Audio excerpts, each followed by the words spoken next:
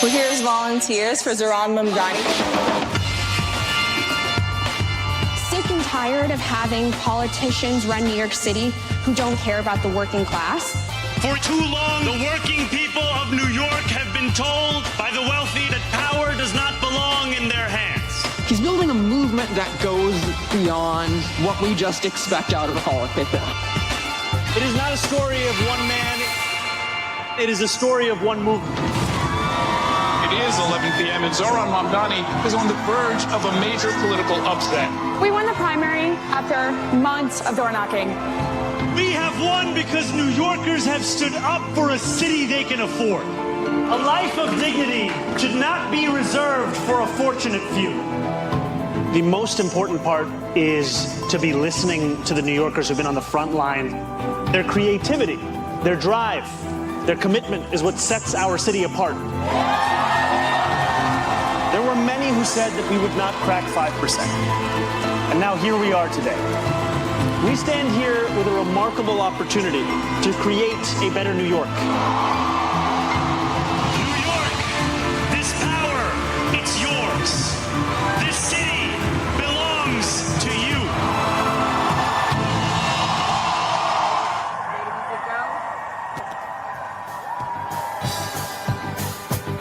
Good afternoon and Happy New Year, everyone. My name is Bernie Wagenblast. Pleased to join you and be the announcer this afternoon. Perhaps you best know me as the voice that says, please stand away from the platform edge. Thank you for joining us on this historic day.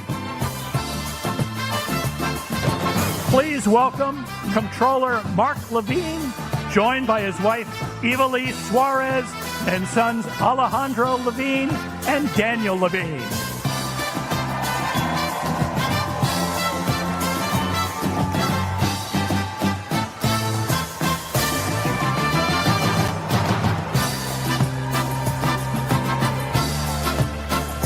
Please welcome Public Advocate Jumanji Williams, joined by his wife, India Sneed Williams, and daughters Amelie Claremont and Amani Williams.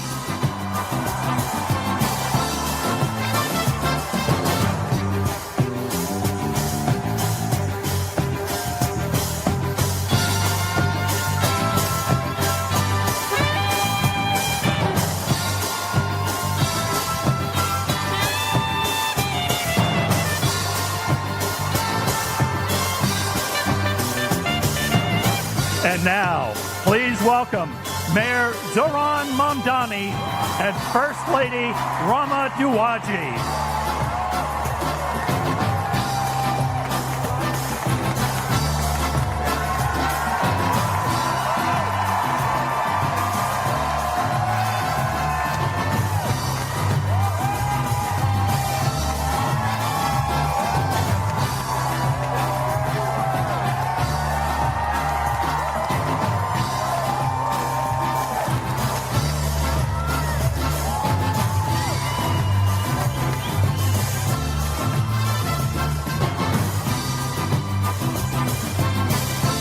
Presenting flags, please welcome the ceremonial officers representing the Parks Department, the Department of Sanitation, the New York City Police Department, and the Fire Department of New York.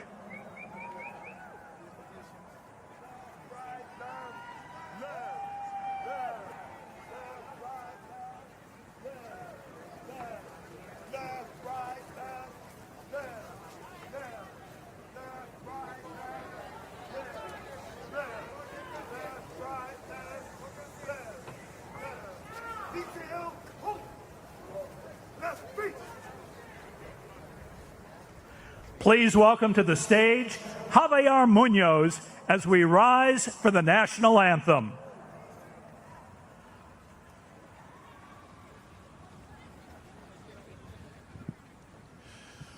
Oh, say, can you see by the dawn's early light what so proudly we hailed at the twilight's last gleaming, whose broad stripes and bright stars through the perilous fight o'er the ramparts we watched were so gallantly streaming, and the rocket's red glare, the bombs bursting in air, gave proof through the night that our flag was still there. Oh, say, does that star-spangled banner yet wave o'er the land of the free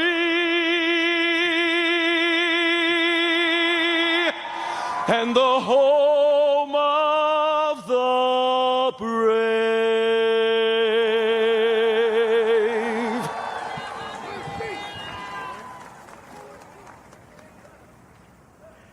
To deliver a welcome message, introducing Representative Alexandria Ocasio-Cortez.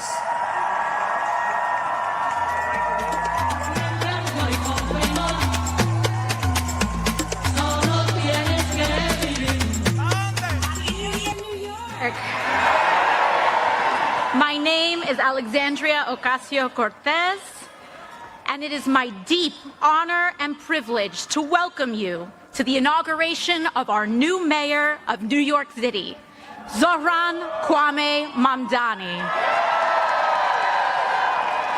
We gather here today to celebrate the beginning of his leadership, as well as that of two incredible elected officials who will be guiding the city by his side: Public Advocate Jumaane D. Williams and our new controller, Mark D. Levine. We also celebrate the hundreds and thousands of public servants and city leaders getting to work today, from our sanitation workers and librarians to our commissioners, deputy mayors, and our school's chancellor, as they care for our city and its people in the coming weeks, months, and years. Together, this ascent marks a new era for New York City, led by a historic new mayor in Zohran Mamdani, guided by his dedication to a working class that makes our beautiful city run. Importantly, I also ask that we consider today an inauguration for each one of us, too, the nearly 8.5 million New Yorkers who make up the greatest city on earth. Because it is the people of New York City who have chosen historic, ambitious leadership in response to untenable and unprecedented times. New York, we have chosen courage over fear. We have chosen prosperity for the many over spoils for the few. And when the entrenched ways would rather have us dig in our feet and seek refuge in the past, we have chosen instead to turn towards making a new future for all of us. In Zohran Mamdani, we have chosen a mayor who is relentlessly dedicated to making life not just possible, but aspirational for working people. New York City has chosen the ambitious pursuit of universal child care, affordable rent and housing, and clean and dignified public transit for all. And we have chosen that over the distractions of bigotry and the barbarism of extreme income inequality. We have chosen this path because we know that it's the right thing to do, it's the smart thing to do, and that if we can make it here, we can make it anywhere. New York City, this is an inauguration for all of us, because choosing this mayor and this vision is an ambitious pursuit. It calls on all of us to return to public life en masse. Now is the time for us to turn towards our neighbors, stand with them, and return to community life. A city for all will require all of us to fill our streets, our schools, our houses of faith, our PTAs and our block associations as we support this mayor in making an affordable city a reality for all of us. Zohran Mamdani will be the first Muslim mayor of our great city. He will be our first immigrant mayor in over a century. And he will be the youngest mayor of New York City in generations. But most importantly, Zohran will be a mayor for all of us. With that, let us extend our deepest well wishes and support to Zohran, his wife Rama, and his family, as well as those of our public advocate Jumani Williams and controller Mark Levine. We send you, your spouses and families, and all your loved ones, all the support in the world as you embark on this great pursuit of a better city and future for all. Felicidades.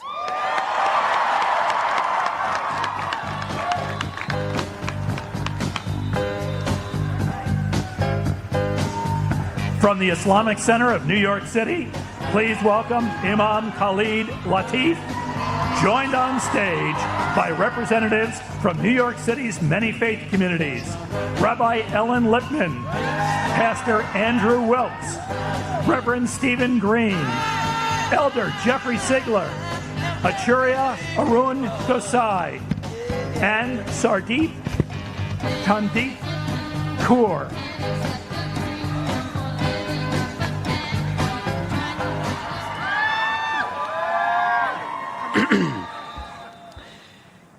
Let us pray. Ya Allah, Ya Rahman, Ya Arhamar Rahimin, most merciful of those who show mercy, we turn to you on this day from our city with hopeful hearts. Thank you for this moment.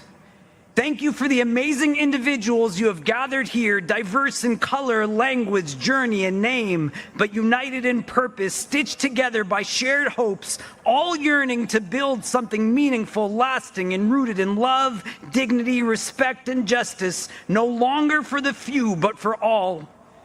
We come before you mindful that moments like this do not arrive on their own. They are carried forward by sacrifice, by organizing, by courage, by people who refuse to accept that the way things were was the way they had to remain. Say so. We come knowing that this day stands on the shoulders of so many who were told to wait their turn, to quiet their demands, to lower their expectations, but instead chose to believe that another New York was possible. We recognize that belief is not abstract. It was practiced by tenants organizing against displacement, by workers demanding fair wages, by parents advocating for their children's futures, by communities who kept showing up even when the odds said they should not. We gather today with hearts shaped by this city, by its noise in its neighborhoods, by its subways and sanctuaries, by the dreams carried in many languages and the prayers whispered on crowded blocks. We thank you for New York City, for a place that has taught the world how difference can become strength, how survival can become solidarity, how strangers can become neighbors, and for being a place that taught us that a young immigrant, democratic socialist Muslim can be bold enough to run and brave enough to win.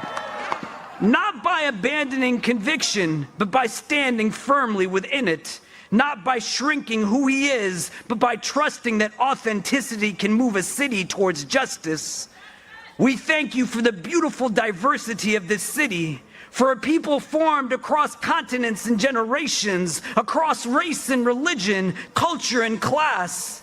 Teach us to never see that diversity as something to manage or fear, but as a sacred trust, a collective inheritance that expands our moral imagination and strengthens our shared future.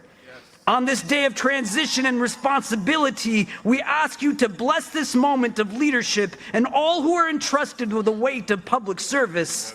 Grant wisdom to Mayor Zohran Mamdani and remind him that leadership is not about power but about proximity to the people who struggle, to the voices too often ignored, to the lives behind the statistics. Keep him close to the realities of this city, to the family doubling up in a one-bedroom apartment because rent has outpaced wages, to the home health aide commuting hours each day to care for others while struggling to afford care for themselves, to the public school student navigating overcrowded classrooms, to the small business owner choosing between closing their doors or passing rising costs onto neighbors who already have too little. Bless him with the courage to remain grounded, the humility to keep learning, and the strength to lead with principle, even when the pressure to compromise is loud. Right. Let his leadership reflect the movements and communities that made this moment possible, and never let him forget that this office exists to serve the people, not to rise above them. We lift up all those who came together to make what many said could never happen. Organizers and volunteers, neighbors who spoke to neighbors, young people who believed their voices matter, elders who remembered past struggles and recognized this moment as part of a longer arc. Bless those who knocked on doors in the cold, who stood on street corners with clipboards and hope, who had difficult conversations rooted in love, and who chose participation over despair. Let the spirit that carried this moment forward not fade after today, but deepen and always endure. Make this city affordable for the families who built it and the workers who sustain it. Let no one have to choose between rent and dignity, between medicine and meals, between staying and surviving.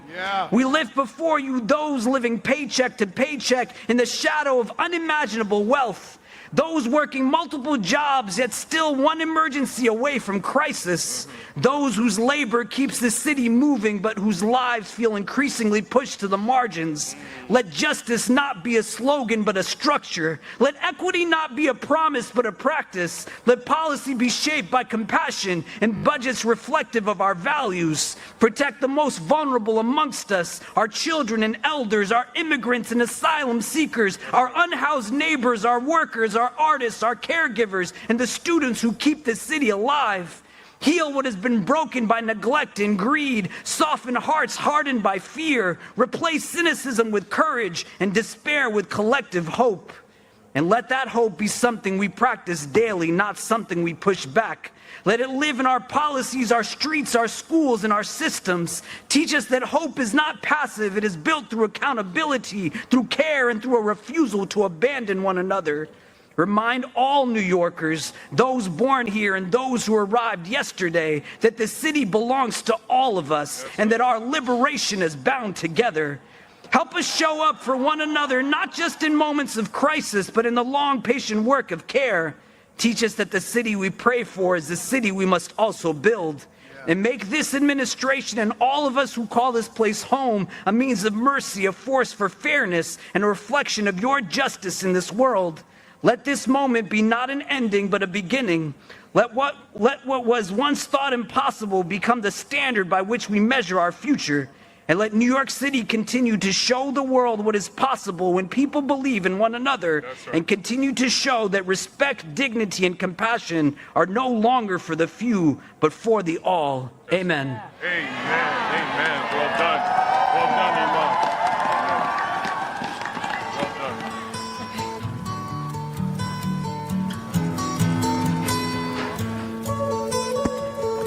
Please welcome Mandy Patinkin, accompanied by the 5th grade members of Staten Island's PS 22 Chorus, directed by Greg Breinberg and accompanied by Adam Ben David. It's all right.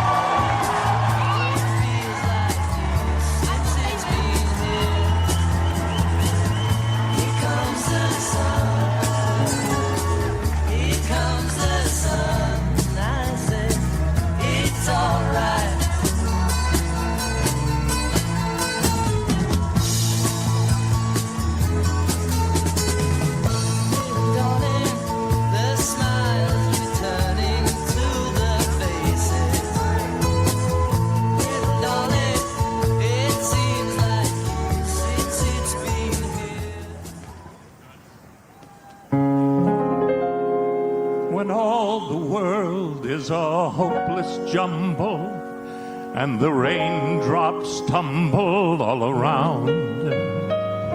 Heaven opens a magic lane. When all the clouds darken up the skyway, there's a rainbow highway to be found, leading from your window pane to a place behind the sun, just a step beyond the rain.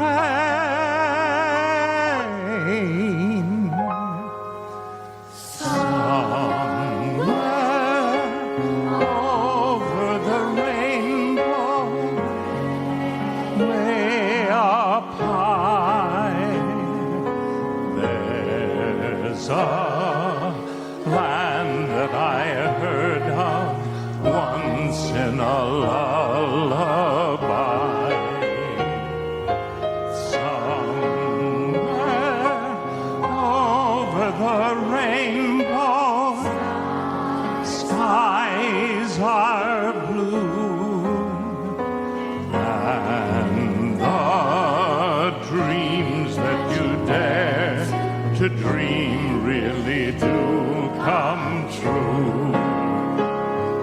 Someday I'll wish upon a star, wake up where the clouds are far behind me, where troubles melt like lemon drops away above the chimney tops.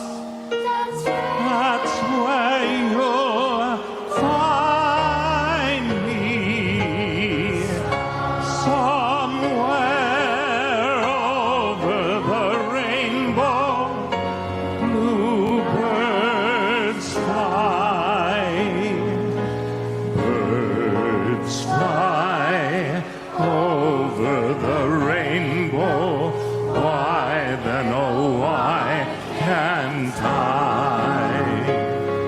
If happy little bluebirds fly beyond the rainbow, why, oh why can't we?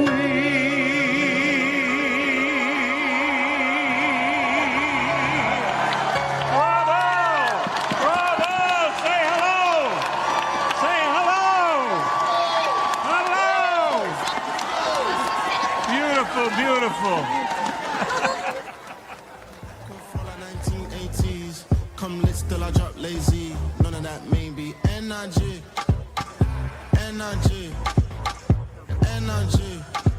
To administer the oath of office for Comptroller Mark Levine, welcome Attorney General Letitia James.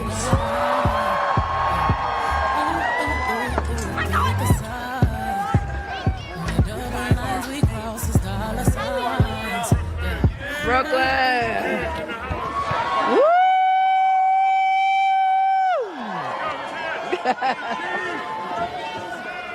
Is Brooklyn in the house?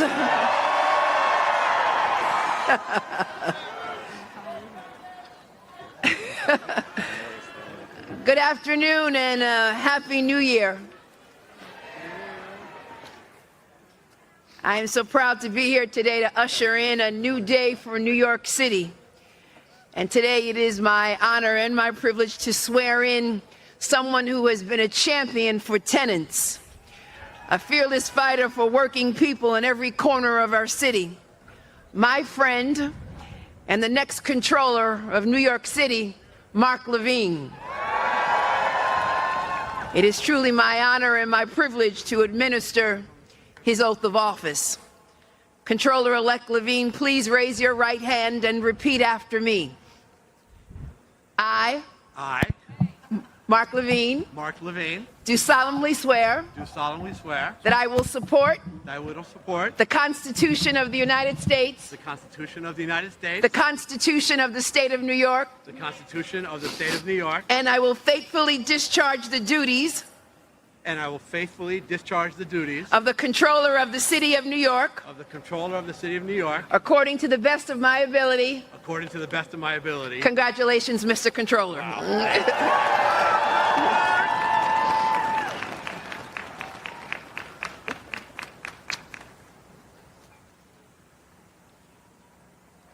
All right, well, there's no going back. Give it up for the best Attorney General in America, Tish James. Give it up for the PS22 chorus, all the way from Staten Island to Staten Island in the house. The rest are stuck on the ferry. All right. Thank you to my wonderful family, my wife, Evelise, and our sons, Alejandro and Daniel. I love you so, so much. Thank you to my partners in city government, our new mayor, Zohran Mamdani, and public advocate, Jumaane Williams. How remarkable is it that on these steps today, we have 3 swearings in, one by a leader using a Quran, one by a leader using a Christian Bible, and one by a leader using a Chumash, or Hebrew Bible. I am proud to live in a city where this is possible. Muy buenos días a todos y a todos. Me alegro que estén acá con nosotros. Lamento que están pasando tanto frío, pero ni modo. ברוכים הבאים לכולכם, איזה כיף שבאתם.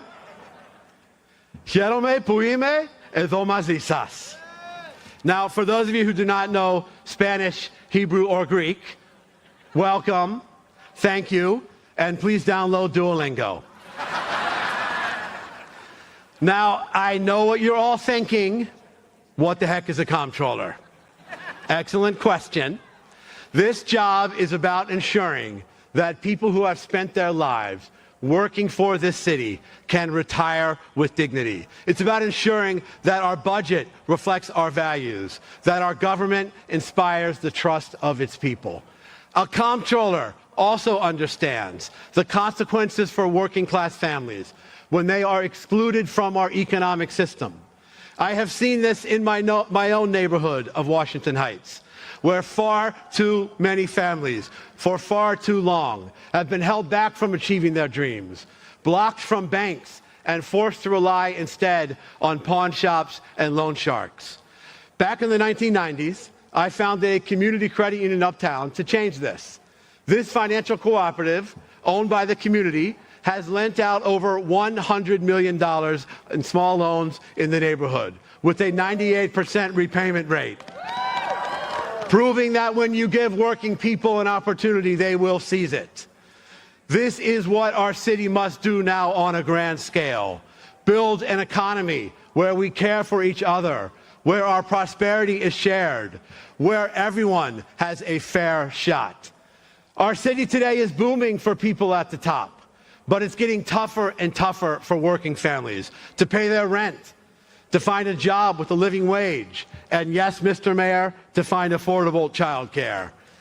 A comptroller must use the tools of the office to close this gap, and I will.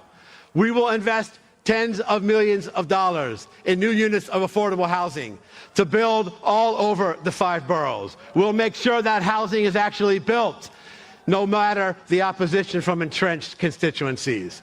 We'll use the powers of oversight in the comptroller's office to ensure that the city keeps its promises, that it delivers the highest quality city services, that every nonprofit with a city contract actually gets paid on time.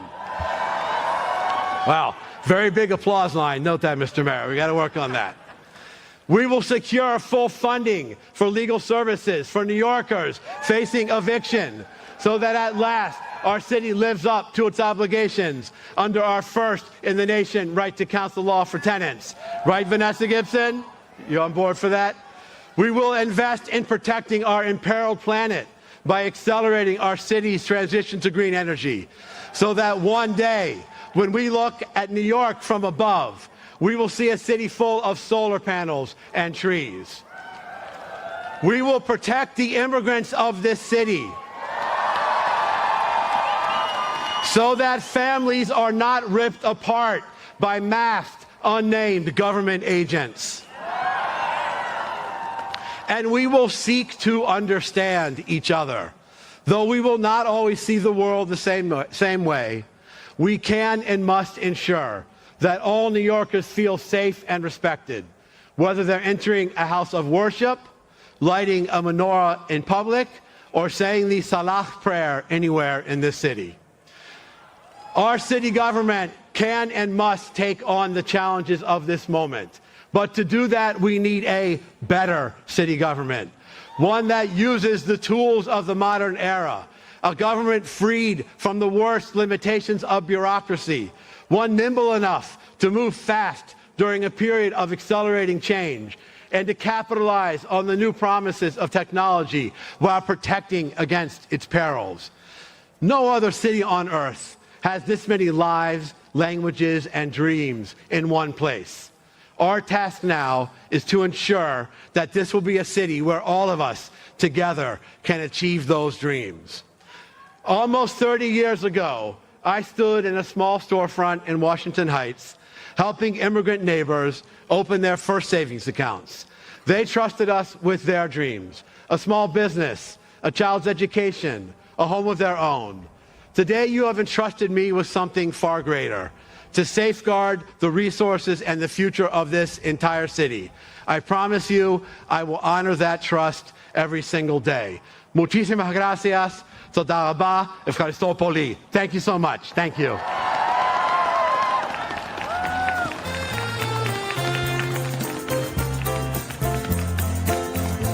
To recite his original poem, Proof, please welcome Cornelius Eady.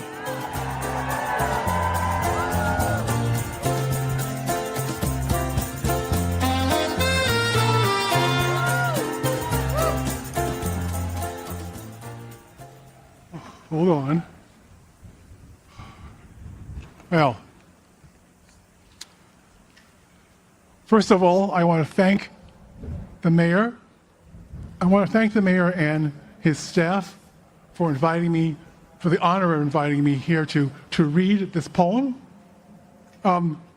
This morning, when I woke up, my wife joked that sometime during the campaign, there was probably somebody who said, him? He'll get elected when hell freezes over.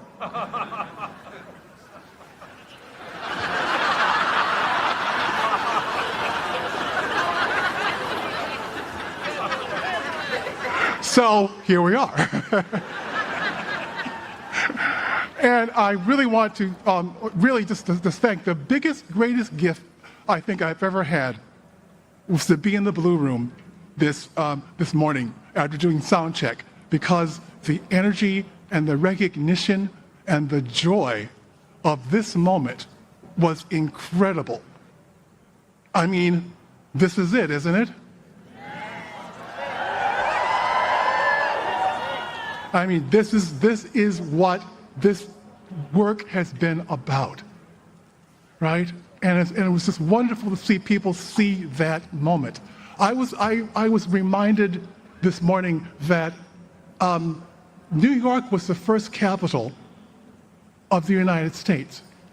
And it seems to me that this might be another kind of new beginning for a certain kind of energy that might be starts here and goes out across the country, the rest of the nation. So, though this is a New York poem, a New York-based poem, I'd like to dedicate this poem. I just retired. I'd like to dedicate this poem to my trans, queer, foreign students of color at the University of Tennessee, Knoxville. So they can see this is possible. The poem is called Proof.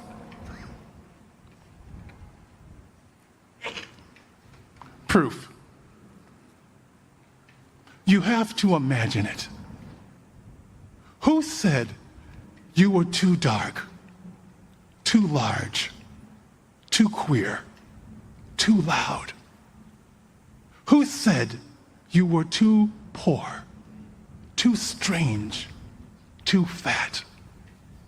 You have to imagine it. Who said you must keep quiet? Who heard your story, then roll their eyes? Who tried to change your name to invisible? You've got to imagine. Who heard your name and refused to pronounce it? Who checked their watch and said, not now? James Baldwin wrote, "The place in which I'll fit will not exist until I make it." New York, city of invention, roiling town, refresher and renewer. New York, city of the real, where the canyons whisper in 100 tongues. New York, where your lucky self waits for your arrival, where there is always soil for your root. This is our time. The taste of us, the spice of us, the hollers and the rhythms and the beats of us, in the echo of our ancestors who made certain we know who we are. City of insistence, city of resistance. You have to imagine an army that wins without firing a bullet, a joy that wears down the rock of no. Up from insults, up from blocked doors, up from trick bags, up from fear, up from shame, up from the way it was done before. You have to imagine that space they said wasn't yours, that time they said you'd never own. The invisible city lit, on its way. This moment is our proof. Thank you.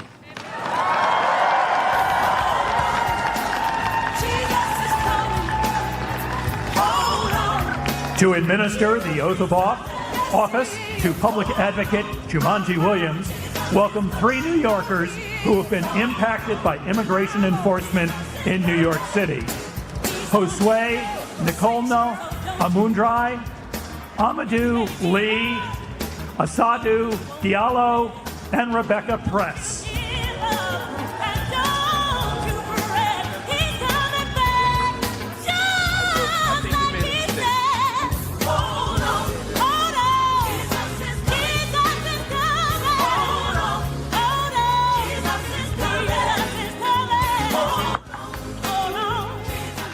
Show me what community looks like. Show me what community looks like. Good afternoon, ladies and gentlemen. My name is Amadou Lee, and I'm a Senegalese American, a proud New Yorker, and I am honored to be a naturalized American citizen. I came into this country in 2001 as a teenager. I was undocumented, with no one and nowhere to turn. Yet, I felt at home. As I walked through the city, the bright light seems to whisper in my ear, telling me, dream, Amadou, dream. You too, you belong here. But being undocumented meant living in fear. It meant being vulnerable. It meant facing deportation. However, after my life story made the front page of the New York Times, something extraordinary happened. People showed up, blue-collar workers, teachers, celebrities, even presidents. They too said that I belong here too. Because of them, I was allowed to stay here. Because of them, I was allowed to study. I was allowed to build a life. But every day, thousands of New Yorkers face the fear I once did without the spotlight. They fear being abducted, detained, and disappeared. With me today is Miss Aissatou Diallo and Mr. Perez. Miss Diallo has lived in the United States for over 20 years. This past Thanksgiving, she was abducted by ICE at LaGuardia Airport. She was shackled and detained. After decades of building a life here, her freedom was suddenly stripped away. Mr. Perez and his family fled Venezuela in search of safety to New York City. He and his partner and their 3 beautiful children were summoned to 26 Federal Plaza just before Christmas. Just before Christmas. Not knowing whether they would walk out together as a family. And standing beside each one, as he stood beside many New Yorkers, was public advocate Jumaane D. Williams.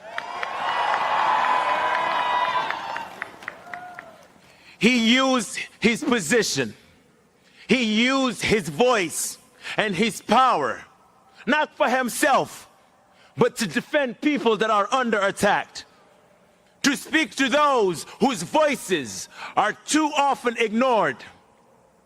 And because of that solidarity, because that leadership showed up, because the neighbors showed up, Ms. Diallo and the Perez family can be here today with us. I would like to thank everyone who continued to stand with immigrant families in the face of fear and intimidation, and everyone who refused to look away. We are the proof that it matters, and we are reminded that advocacy can truly change lives.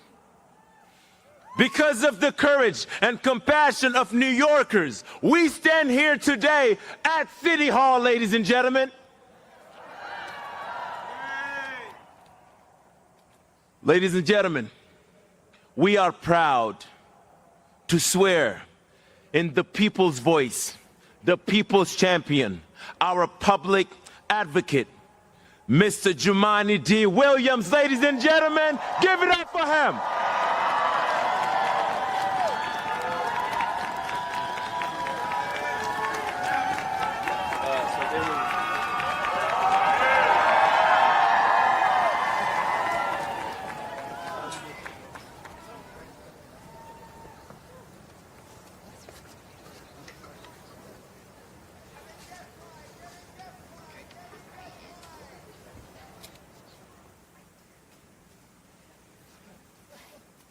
Please raise your right hand.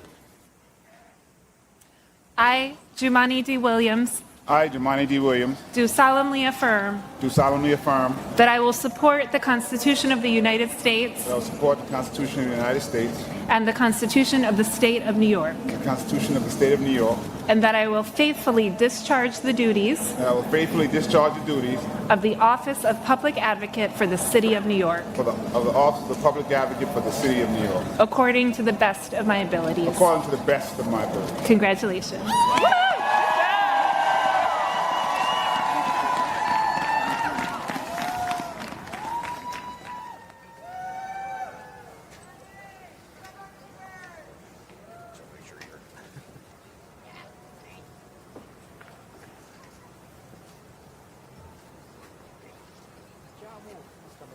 I didn't forget.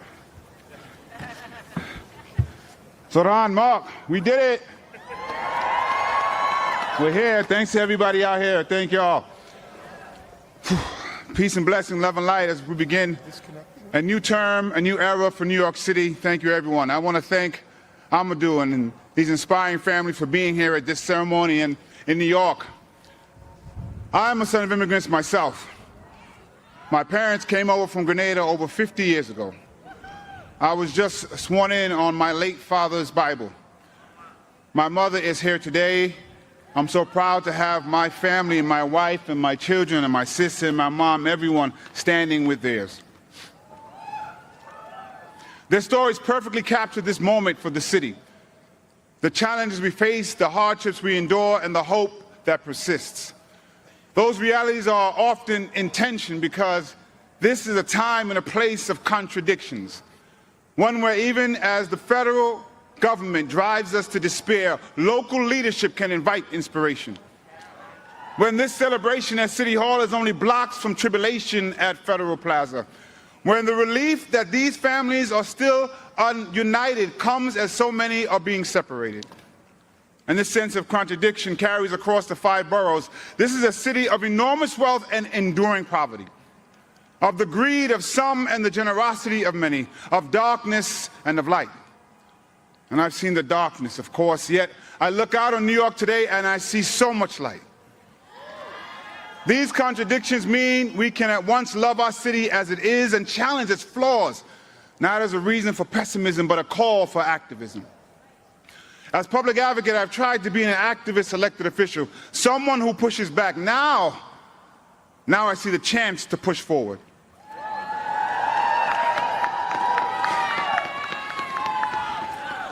To provide accountability aimed at the ideal that government has an opportunity and an obligation to do good. At the core of public service and progressivism is the principle of making government work and showing people it can work for them. That means we need to meet people where they are, also show grace instead of ignoring what brought them there, and be honest about why. The powers in place would rather create an other to blame for our problems than to address them, whether it be our immigrant communities, our trans siblings, our homeless neighbors, or too many other marginalized groups. Rejecting those ideas means naming the reason that the powers in place perpetuate them, because if we are divided, the status quo stands. Whether you arrived in our city generations ago, or 5 years ago, or 5 minutes ago, the reason so many New Yorkers have too little are not because of the people who have even less or who have been here for less time, not because of the people pushed to the bottom, but the systems entrenched at the top. That's where we should focus our anger and our action. If we are not driven apart by the divisions of our races, our religions, our identities, but pulled together by the commonalities in our emotions, our needs, and our humanity, then we can all climb. I know that the project of New York is possible. That great mosaic described by another mayor who believed in democratic social ideals, David Dinkins. Yet the truth of it is there are people who are rooting for New York to fail. Some couch it in concern, others openly scorn our city. But at the heart of this hate is the truth that our success, that our very existence belies their core belief that New York is not possible. They demonize us because our mosaic challenges their ideology. They want to be right in their cynicism more than they want us to succeed in our idealism. They are driven by the idea that bringing together so many diverse people, cultures, faiths, identities into a united community is impossible. But New York, we are a shining beacon of possibility. We cross new cultural borders through each subway stop and are introduced to new experiences through each passenger.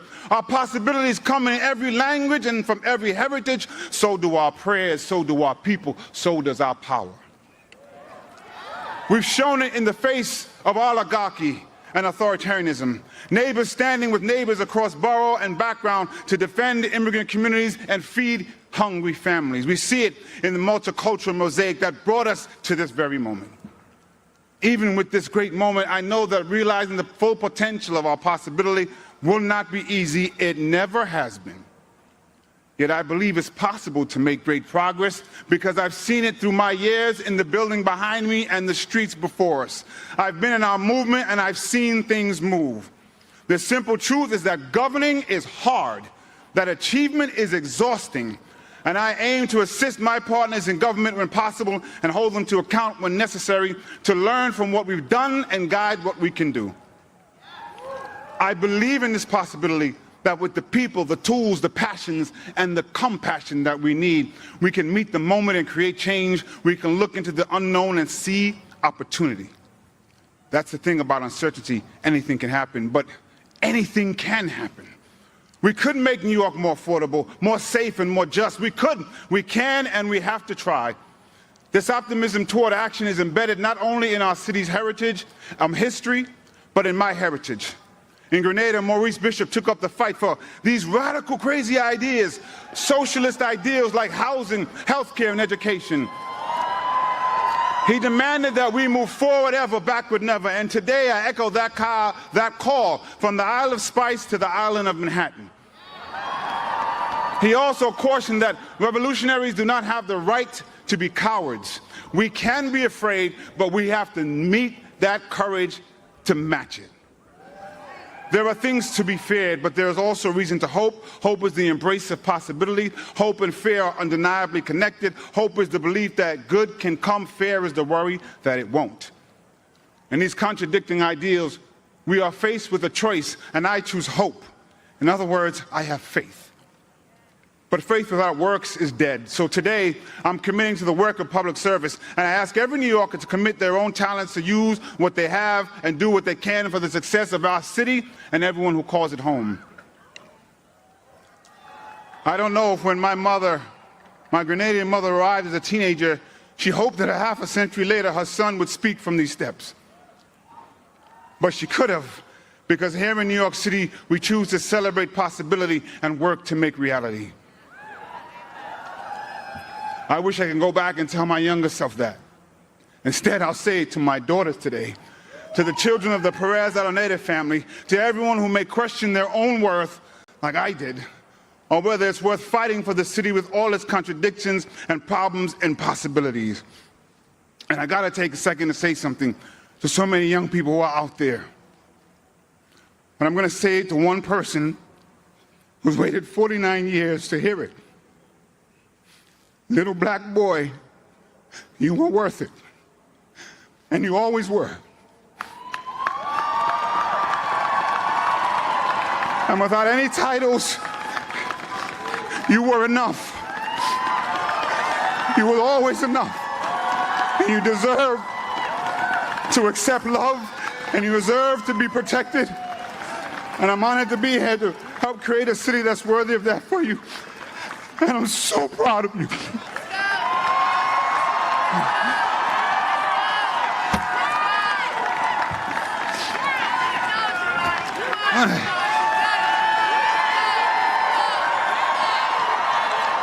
So just hold on, we're gonna be all right. We're gonna be all right.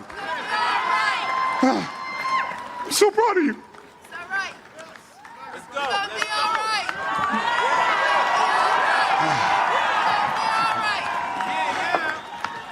As we head into a new year, a new term, I want to ask all of you to take an oath with me. Our neighbors, I know in Brazil, adopted this motto that I've tried to embody. I did hear it for Comptroller Lander, but I got to give him his credit. That no one let go of anyone's hands, because if we're all connected, we can't lose anyone. So we hold on to the hand of our neighbor and we reach out with our other hand to grasp someone who may fall through the cracks, and we bring them along. I want everyone, if they're comfortable, take a hand of the person next to you or the arm and just repeat after me. We can all be the voice of the people. I know what's ahead, but I won't lose hold. And I won't lose hope. Anything can happen, so anything can happen.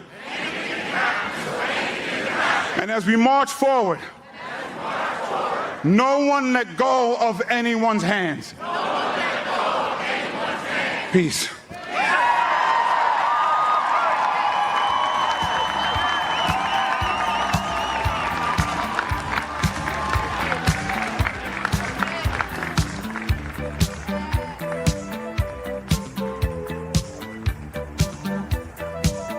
To perform the labor anthem, Bread and Roses, please welcome to the stage Lucy Dacus.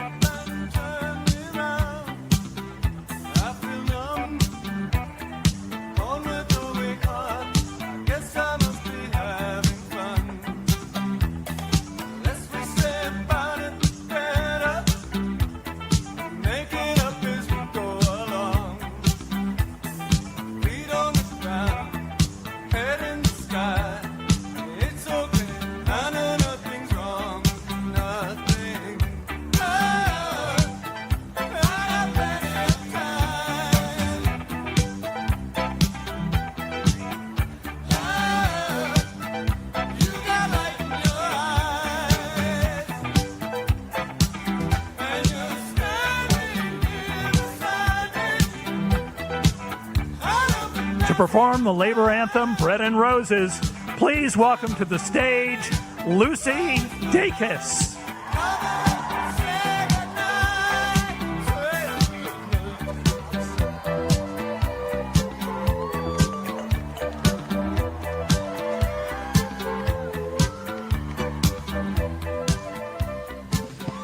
Hello, New York. Happy New Year.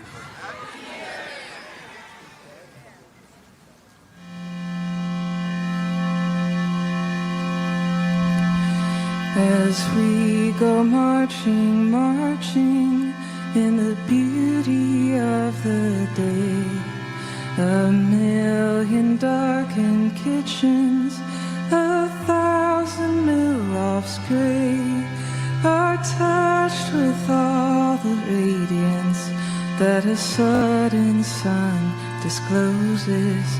For the people hear us singing, bread and roses, bread and roses.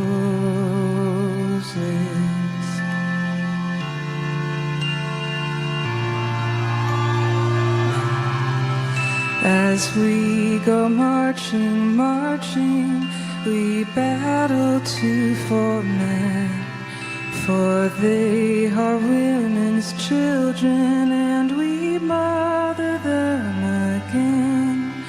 Our lives shall not be sweated from birth until life closes. Hearts starve as well as bodies. Give us bread, but give us roses.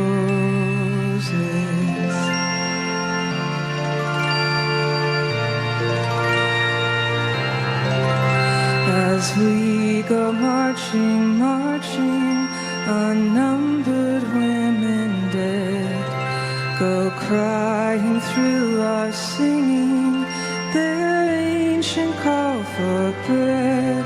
Smart in love and beauty, their drudging spirits new. Yes, it is bread we fight for, but we fight for roses too.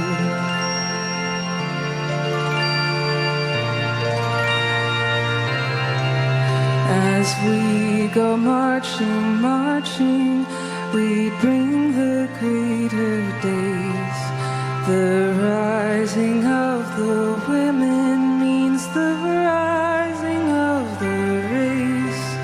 No more the drudge and idler tend that toil where one reposes, but a sharing of life's glories, bread and roses, bread and roses.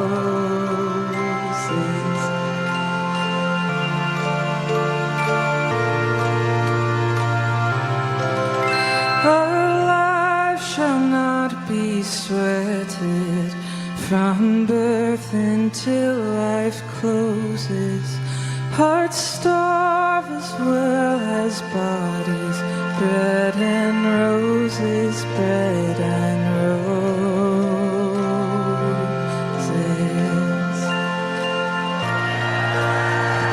Thank you. Congratulations, Zohran.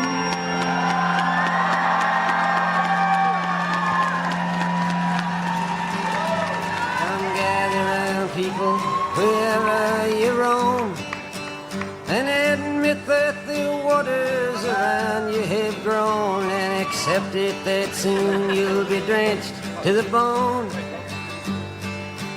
If your time to you is worth saving, then you To administer the oath of office for Mayor Zohran Mamdani, welcome Senator Bernie Sanders.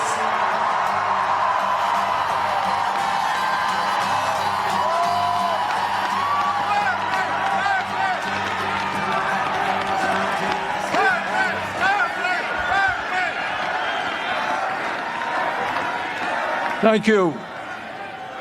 Mr. Mayor, thank you very much for inviting me to what has been an extraordinarily moving and beautiful afternoon. And I'm here mostly to thank the people of New York City. At a time in our country's history when we are seeing too much hatred, too much divisiveness, and too much injustice, thank you for electing Zohran Mamdani as your mayor. New York, thank you for inspiring our nation. Thank you for giving us, from coast to coast, the hope and the vision that we can create government that works for all, not just the wealthy and the few. At a moment when people in America, and in fact throughout the world, are losing faith in democracy, over 90,000 of you in this city volunteered for Zohran's campaign. You knocked on doors. You shared your dreams and your hopes for the future of this city. And in the process, you took on the Democratic establishment, the Republican establishment, the President of the United States, and some enormously wealthy oligarchs. And you defeated them in the biggest political upset in modern American history.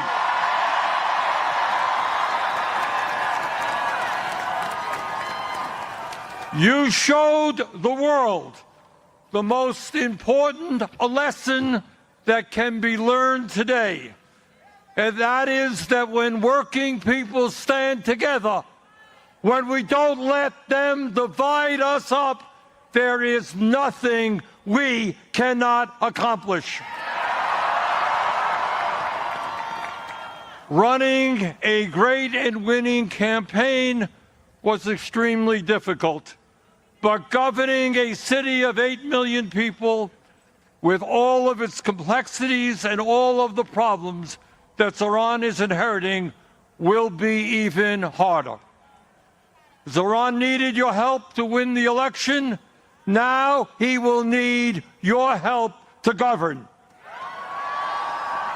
Grassroots democracy and people participating in the day-to-day struggles of this city will lead to good governance. Please remain involved. You know, all of us have heard how Zohran's opponents have called the agenda that he campaigned on radical,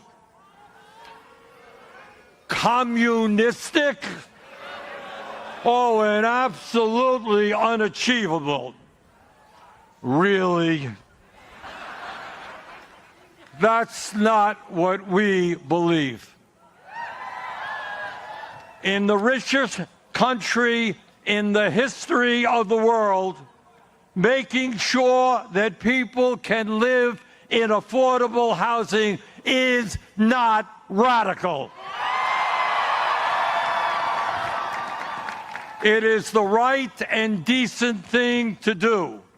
And in the midst of a massive housing crisis, it is exactly what the people of this city and this country want and need. Providing free and high-quality child care is not radical. Countries all over the world have done it for years. It is what our kids require if they're going to be well prepared for school, and what working parents desperately need. It is, in fact, what every city in America should be doing. Free bus transportation is not radical. It will save workers time and money, protect our environment, and make the city more efficient. And making sure that every family in the city, regardless of income, has access to decent, quality food at an affordable cost is not radical. Good nutrition keeps us healthy, helps prevent chronic illnesses. In the long run, city-sponsored grocery stores will save society money.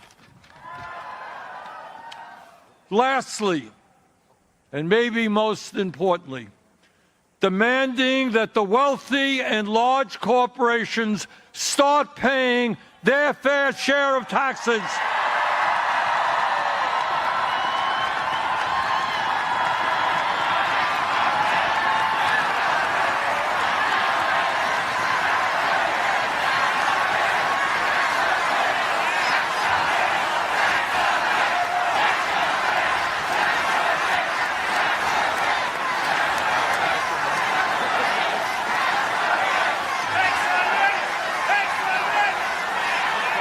As I was saying,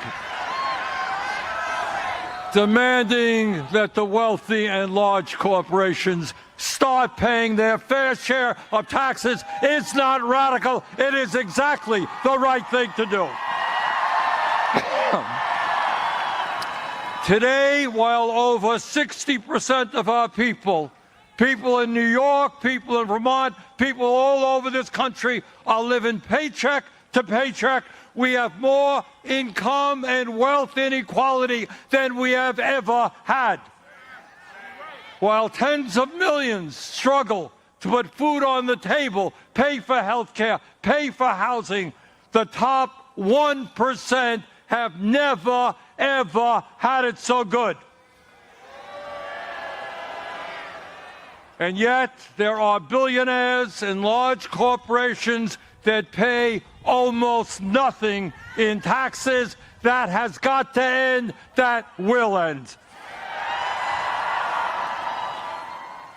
The billionaire class in this city and in this country have got to understand that in America, they cannot have it all. That America, our great country, must belong to all of us, not just a few. And that lesson begins today in New York City. Let me thank you all for the hope and inspiration that you are giving people all over this country. And now it is my honor to swear in your new mayor.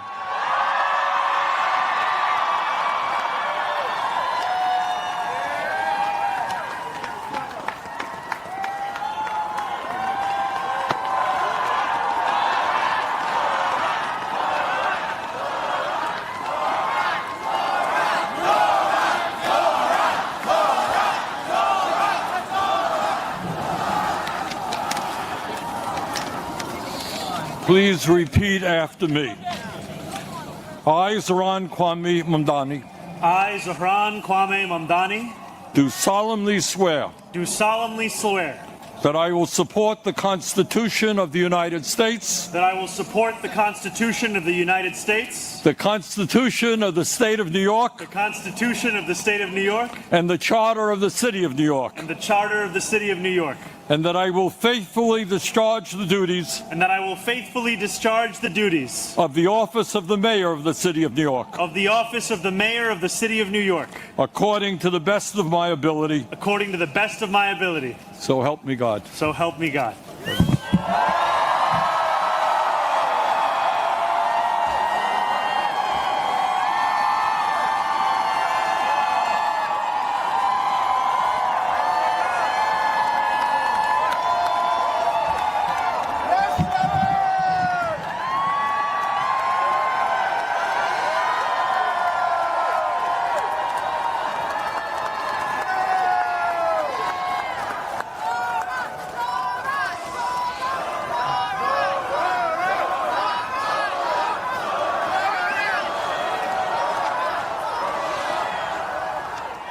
My fellow New Yorkers, today begins a new era. I stand before you, moved by the privilege of taking this sacred oath, humbled by the faith that you have placed in me, and honored to serve as either your 111th or 112th mayor of New York City. But I do not stand alone. I stand alongside you, the tens of thousands of you gathered here in Lower Manhattan, warmed against the January chill by the resurgent flame of hope.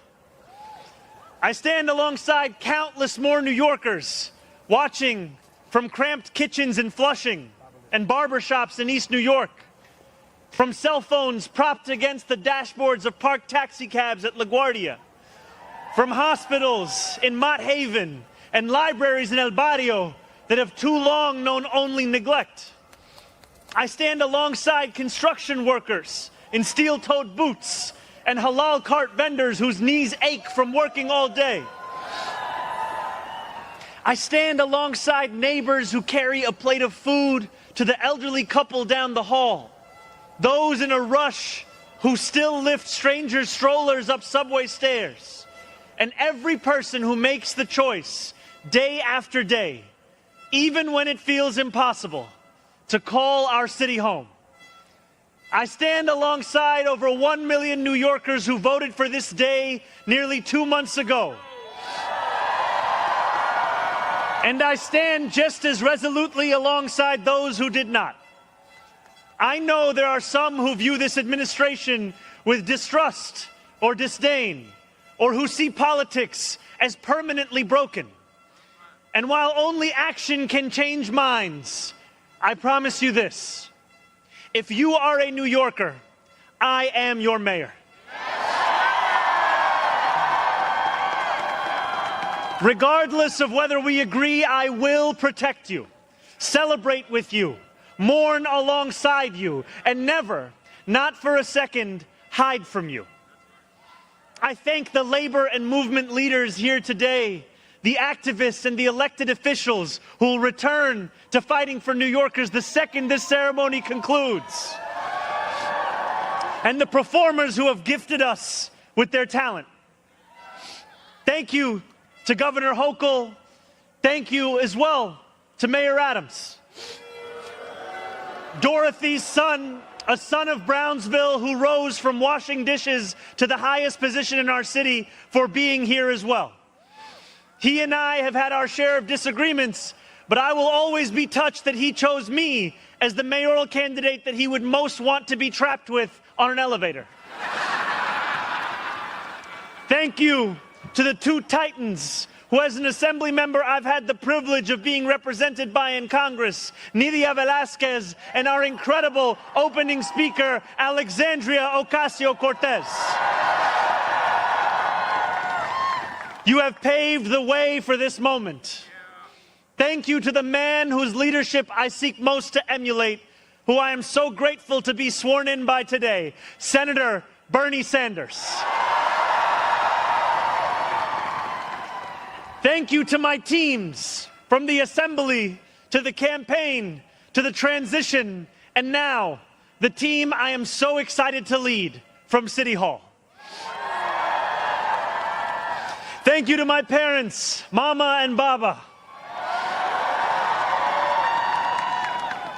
for raising me, for teaching me how to be in this world, and for having brought me to this city. Thank you to my family, from Kampala to Delhi. And thank you to my wife, Rama.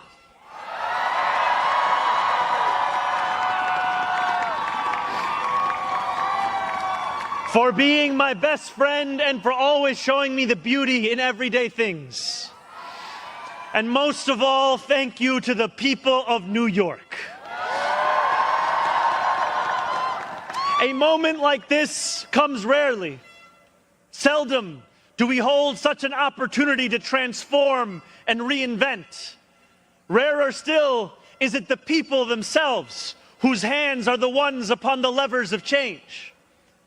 And yet we know that too often in our past, moments of great possibility have been promptly surrendered to small imagination and smaller ambition. What was promised was never pursued. What could have changed remained the same. For the New Yorkers most eager to see our city remade, the weight has only grown heavier. The wait has only grown longer. In writing this address, I have been told that this is the occasion to reset expectations, that I should use this opportunity to encourage the people of New York to ask for little and expect even less. I will do no such thing. The only expectation I seek to reset is that of small expectations. Beginning today, we will govern expansively and audaciously. We may not always succeed, but never will we be accused of lacking the courage to try. To those who insist that the era of big government is over, hear me when I say this. No longer will City Hall hesitate to use its power to improve New Yorkers' lives. For too long, we have turned to the private sector for greatness while accepting mediocrity from those who serve the public. I cannot blame anyone who has come to question the role of government, whose faith in democracy has been eroded by decades of apathy. We will restore that trust by walking a different path, one where government is no longer solely the final recourse for those struggling, one where excellence is no longer the exception. We expect greatness from the cooks wielding 1,000 spices, from those who stride out onto our Broadway stages, and from our starting point guard at Madison Square Garden. Let us demand the same from those who work in government. In a city where the mere names of our streets are associated with the innovation of the industries that call them home, we will make the word City Hall synonymous with both resolve and results. As we embark upon this work, let us advance a new question, a new answer to the question asked of every generation. Who does New York belong to? For much of our history, the response from City Hall has been simple. It belongs only to the wealthy and well-connected, those who never strain to capture the attention of those in power. Working people have reckoned with the consequences. Crowded classrooms and public housing developments where the elevators sit out of orders. Roads littered with potholes and buses that arrive half an hour late, if at all. Wages that do not rise and corporations that rip off consumers and employees alike. And still, there have been brief, fleeting moments where the equation changed. 12 years ago, Bill de Blasio stood where I stand now as he promised to put an end to economic and social inequalities that divided our city into two. In 1990, David Dinkins swore the same oath I swore today, vowing to celebrate the gorgeous mosaic that is New York, where every one of us is deserving of a decent life. And nearly 6 decades before him, Fiorella LaGuardia took office with the goal of building a city that was far greater and more beautiful for the hungry and the poor. Some of these mayors achieved more success than others, but they were unified by a shared belief that New York could belong to more than just a privileged few. It could belong to those who operate our subways and rake our parks, those who feed us biryani and beef patties, picanha and pastrami on rye. And they know that this belief could be made true if only government dared to work hardest for those who work hardest. Over the years to come, my administration will resurrect that legacy. City Hall will deliver an agenda of safety, affordability, and abundance, where government looks and lives like the people it represents, never flinches in the fight against corporate greed, and refuses to cower before challenges that others have deemed too complicated. In so doing, we will provide our own answer to that age-old question. Who does New York belong to? Well, my friends, we can look to Madiba and the South African Freedom Charter. New York belongs to all who live in it. Together, we will tell a new story of our city. This will not be a tale of one city governed only by the 1%, nor will it be a tale of two cities, the rich versus the poor. It will be a tale of 8.5 million cities, each of them a New Yorker with hopes and fears, each a universe, each of them woven together. The authors of this story will speak Pashto and Mandarin, Yiddish and Creole. They will pray in mosques, at shul, at church, at gurudwaras and mandirs and temples. And many will not pray at all. They will be Russian Jewish immigrants in Brighton Beach, Italians in Rossville, and Irish families in Woodhaven, many of whom came here with nothing but a dream of a better life, a dream which has withered away. They will be young people in cramped Marble Hill apartments where the walls shake when the subway passes. They will be black homeowners in St. Albans, whose homes represent a physical testament to triumph over decades of lesser paid labor and redlining. They will be Palestinian New Yorkers in Bay Ridge,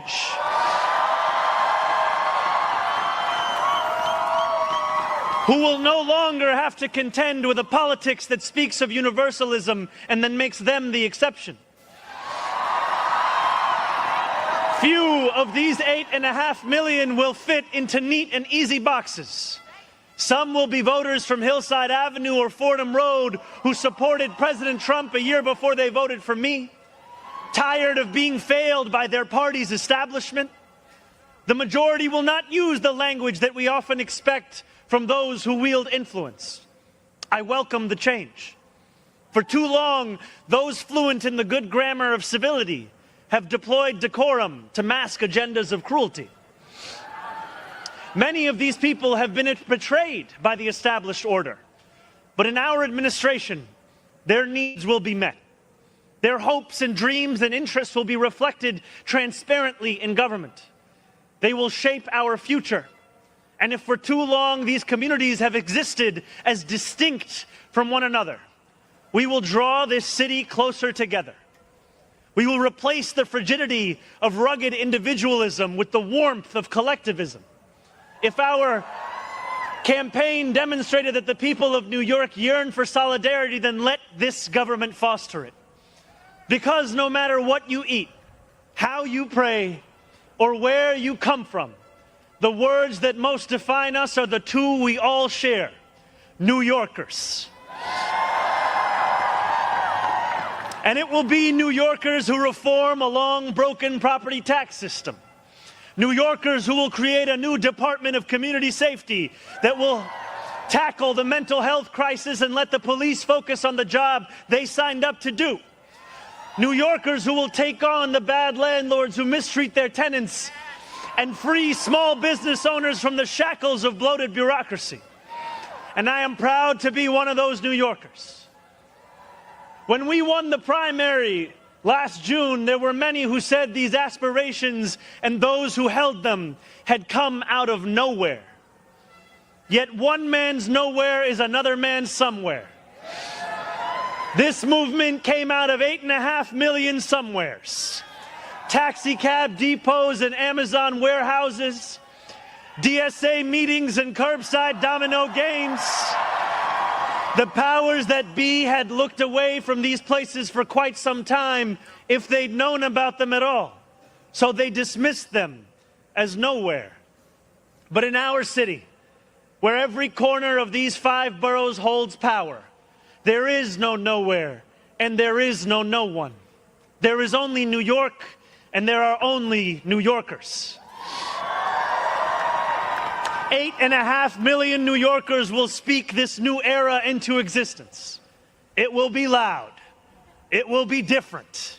It will feel like the New York we love.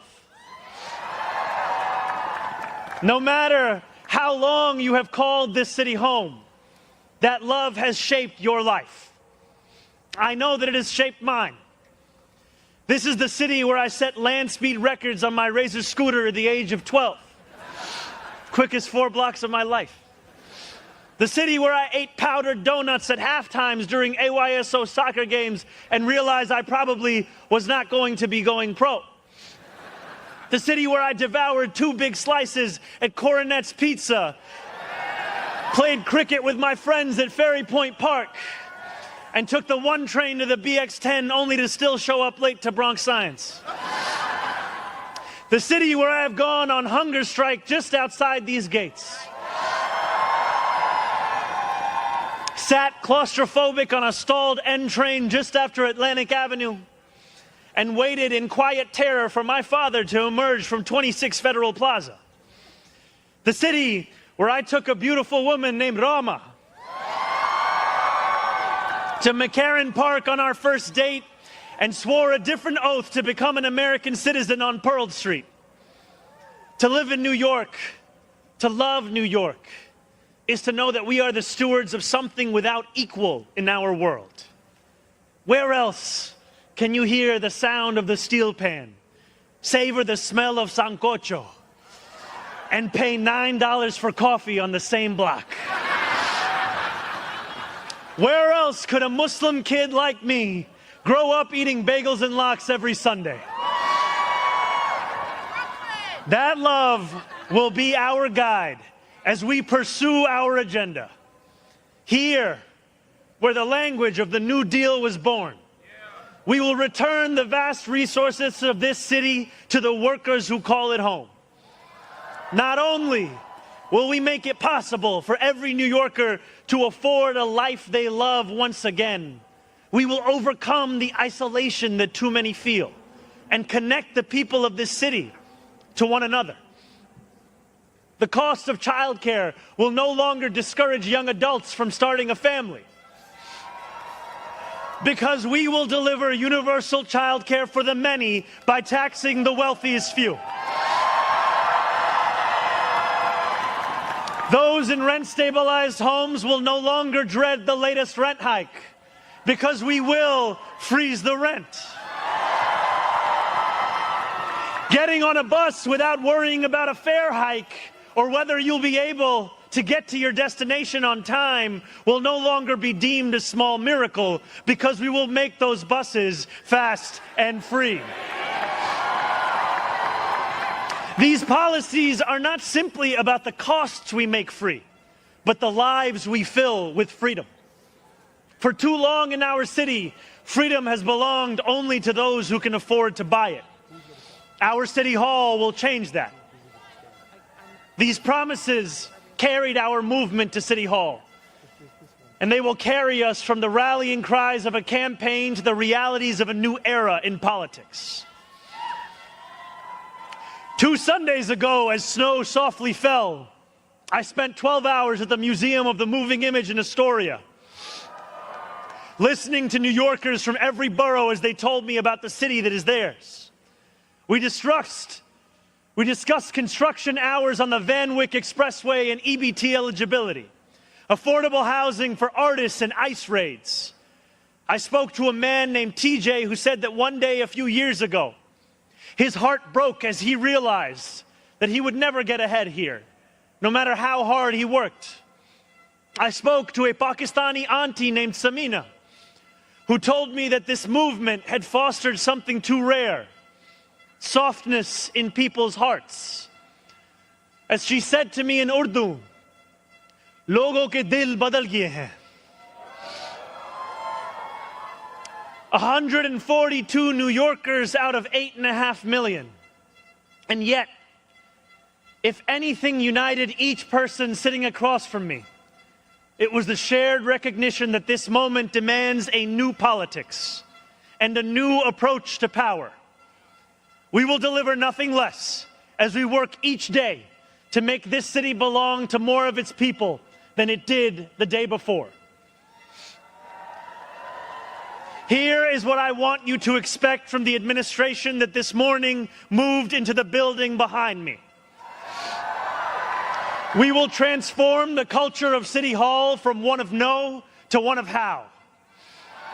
We will answer to all New Yorkers, not to any billionaire or oligarch who thinks they can buy our democracy. We will govern without shame and insecurity, making no apology for what we believe. I was elected as a democratic socialist, and I will govern as a democratic socialist.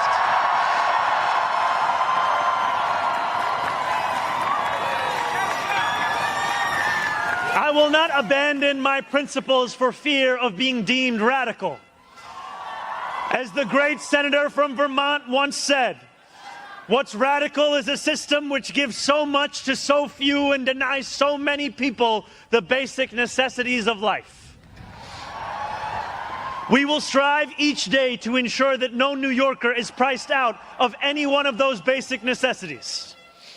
And throughout it all, we will, in the words of Jason Terrence Phillips, better known as Jadakiss or Jay to the Moi, be outside. Because this is a government of New York, by New York, and for New York.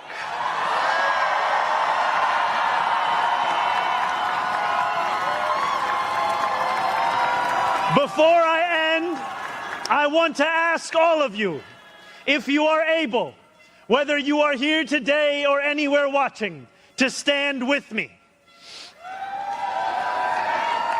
I ask you to stand with us now and every day that follows. City Hall will not be able to deliver on our own. And while we will encourage New Yorkers to demand more from those with the great privilege of serving them, we will encourage you to demand more of yourselves as well. The movement we began over a year ago did not end with our election. It will not end this afternoon. It lives on with every battle we will fight together. Every blizzard and flood we withstand together. Every moment of fiscal challenge we overcome with ambition, not austerity, together. Every way we pursue change in working people's interests rather than at their expense, together. No longer will we treat victory as an invitation to turn off the news. From today onwards, we will understand victory very simply. Something with the power to transform lives, and something that demands effort from each of us every single day. What we achieve together will reach across the 5 boroughs, and it will resonate far beyond. There are many who will be watching. They want to know if the left can govern. They want to know if the struggles that afflict them can be solved. They want to know if it is right to hope again. So standing together with the wind of purpose at our backs, we will do something that New Yorkers do better than anyone else. We will set an example for the world. If what Sinatra said is true, let us prove that anyone can make it in New York and anywhere else too. Let us prove that when a city belongs to the people, there is no need too small to be met, no person too sick to be made healthy, no one too alone to feel like New York is their home. The work continues. The work endures. The work, my friends, has only just begun. Thank you.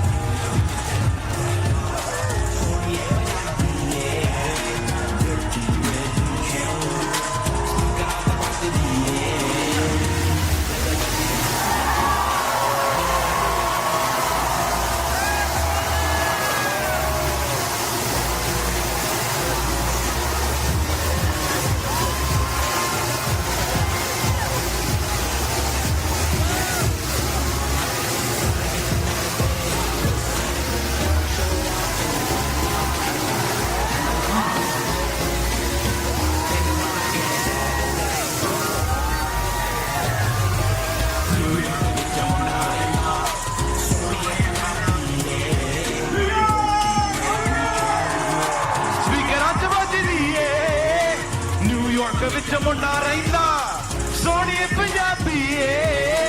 Dirty red Challenger, speak out about the DA. New York, make some noise! How we doing? A new era! Dirty man, shady drama. Starting getting too fun, just serious. Vin Diesel, Bungo, dirty Meraki. Too fast, too furious. Dirty man, shady drama. Starting getting too fun, just serious. Vin Diesel, Bungo, dirty Meraki. Too fast, too furious. I got family, I don't got friends. Hey. Tendo pata kede shahar vich rehna. Zohran, sing it, baby! New York vich munda rahinda. Soniye Punjabi hai. Dirty red Challenger. Speaker aaj bajdi hai. New York vich munda rahinda. Soniye Punjabi hai. Dirty red Challenger. Speaker aaj bajdi hai. Brooklyn vich munda rahinda. Harlem vich munda rahinda. Astoria vich munda rahinda. Bronx vich munda rahinda. Queens vich munda rahinda. Staten vich munda rahinda. Manhattan vich munda rahinda. One more time, let's go! New York vich munda rahinda. Sorry and Punjabi hai. Dirty red Challenger. Speak out about the DA. New York vich munda rahinda. Sorry and Punjabi hai. Dirty red Challenger. Speak out about the DA. Speak out about the DA. New York, make some noise for the mayor! Thank you. Thank you for attending the inauguration of a new era. We wish you safe travels and a happy new year.